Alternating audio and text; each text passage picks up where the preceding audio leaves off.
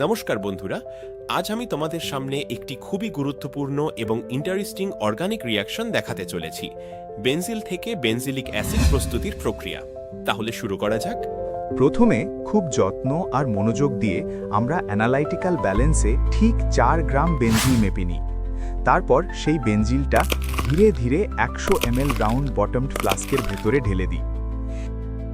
এরপর 5 গ্রাম potassium hydroxide পেলেটস মেপে একই ফ্লাস্কে যোগ করি।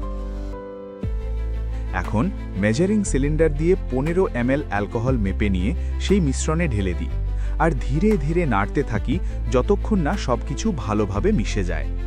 এরপর ফ্লাস্কটিকে লিবিক কন্ডেন্সারের সাথে সুন্দরভাবে সেট করে ওয়াটার বাথের ওপর বসিয়ে দিই। মিশ্রণটি ধীরে ধীরে গরম হতে থাকে, প্রায় আধ ঘন্টা ধরে।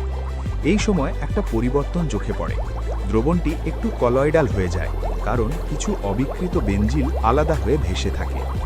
এই প্রক্রিয়ার সময় একটা জিনিস সব সময় মনে রাখতে হবে, যদি মনে হয় অ্যালকোহল শুকিয়ে যাচ্ছে, তাহলে কন্ডেন্সারের মুখ দিয়ে অল্প পরিমাণ অ্যালকোহল আবার যোগ করতে হবে, যাতে বিক্রিয়াটি থেমে না যায়। গরম করা শেষ হলে সেই উষ্ণ দ্রবণটিকে সাবধানে একটি 500 ml বিকারে ঢেলে দিই। তারপর 0.5 গ্রাম চারকোল যোগ করে ভালোভাবে ফিল্টার করি, যেন অপ্রয়োজনীয় অমিশ্রণ দূর হয়ে যায়।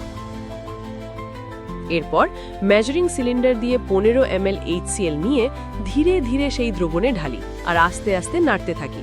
ঠিক তখনই এক সুন্দর পরিবর্তন, বেনজিলিক অ্যাসিডের স্ফটিক আলাদা হয়ে উঠতে শুরু করে। এরপর সেই স্ফটিকগুলোকে ভ্যাকুয়াম ফিল্ট্রেশনের মাধ্যমে সংগ্রহ করা হয়। সংগ্রহ করার পর একটি ওয়াচ গ্লাসে তুলে নিয়ে হট এয়ার ওভেনে কিছু সময়ের জন্য রেখে দেওয়া হয়। ধীরে ধীরে তা সম্পূর্ণ শুকিয়ে যায়। সবশেষে সেই শুকনো কঠিন পদার্থটিকে আবার অ্যানালিটিক্যাল ব্যালেন্সে মেপে দেখি আমাদের পরিশ্রমের ফল কতটা ইল্ড আমরা পেলাম।